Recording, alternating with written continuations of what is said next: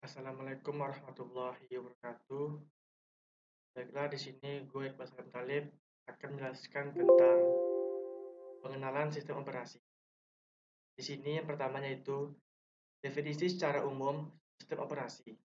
Yang pertama, sebagai sebuah program yang mengatur hardware dengan menyediakan landasan untuk aplikasi yang berada di atasnya. Kedua, bertindak sebagai penghubung antara user dan hardware. Ketiga, bertugas untuk mengendalikan dan mengkoordinasi penggunaan hardware untuk berbagai program aplikasi bagi bermacam-macam user. Pengertian sistem operasi tinjau dari tiga sudut pandang yang berbeda. Yang pertama, sudut pandang pengguna, yaitu sistem operasi adalah alat untuk mempermudah penggunaan komputer dan sebaliknya dalam lingkungan multi-user. Sistem operasi dapat dipandang sebagai alat untuk memaksimalkan penggunaan sumber daya tersebut. Yang kedua yaitu sudut pandang sistem. Sistem operasi adalah sebagai alat yang menempatkan sumber daya secara efisien dan selain itu untuk mengatur eksekusinya aplikasi dan operasi dari input atau output. Dan sistem operasi merupakan manajer bagi sumber daya yang menangani konflik permintaan sumber daya secara efisien. Yang ketiga yaitu sudut pandang tujuan. Sistem operasi adalah sebagai alat yang membuat komputer lebih nyaman digunakan untuk menjalankan aplikasi dan menyelesaikan masalah pada user. Di sini ada abstraksi komponen sistem komputer. Di sini terdapat hardware, yaitu seperti CPU atau memori atau I/O device.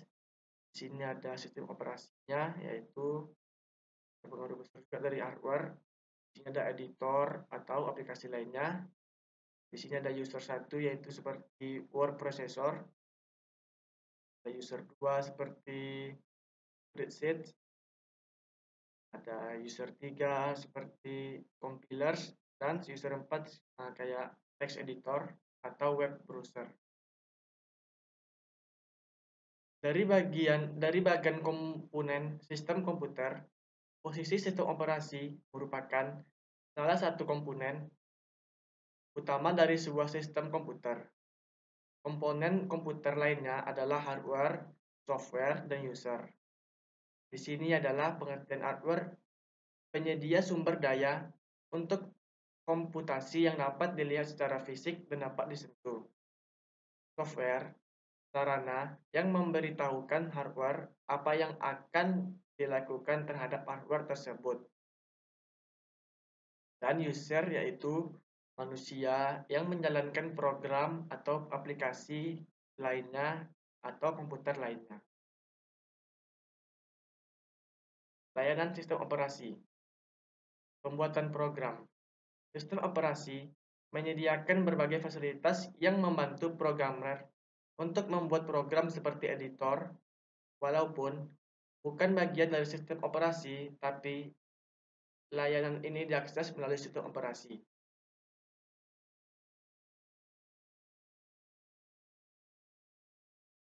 Yang kedua adalah operasi I/O. Program sedang dijalankan kadangkala membutuhkan I/O.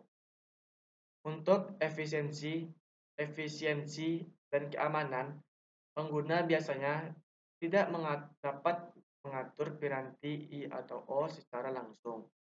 Untuk itulah sistem operasi harus menyediakan mekanisme dalam melakukan operasi I/O. Yang keempat adalah manipulasi sistem berkas. Program harus membaca dan menulis berkas, kadangkala juga harus membuat dan menghapus berkas.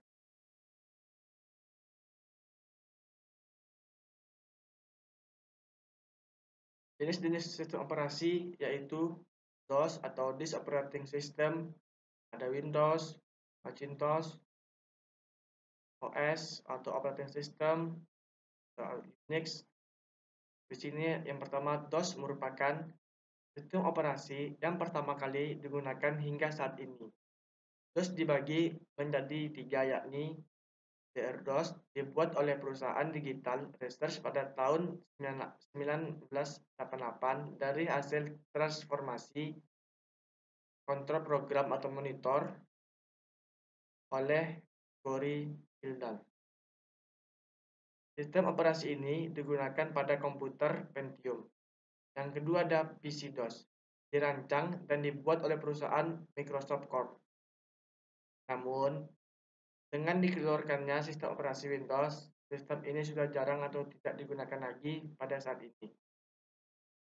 Yang ketiga adalah MS-DOS, dirancang dan dibuat oleh perusahaan Microsoft Corp.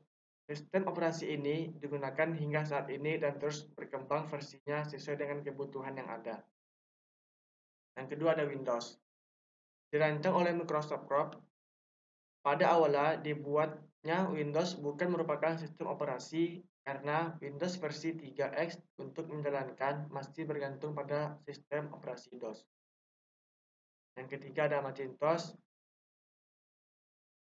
Yang keempat ada OS atau 2 operating system pertama kali dengan tujuan untuk menggantikan sistem operasi DOS. Yang kelima ada Unix, pertama kali digunakan untuk komputer mini dan mainframe, tetapi kini sudah dapat digunakan oleh komputer mikro.